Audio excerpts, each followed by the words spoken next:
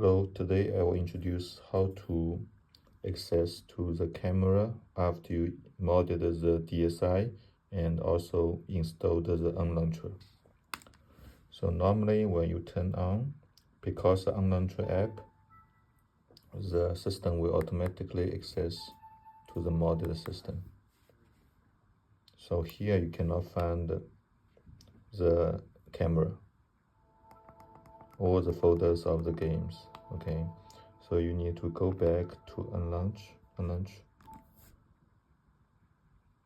and go to the system, hold X, click the power button one time, wait a second, then you see the options, go to the launcher, then the system will go back to the original system. Okay, then you could access camera or do the settings as you want.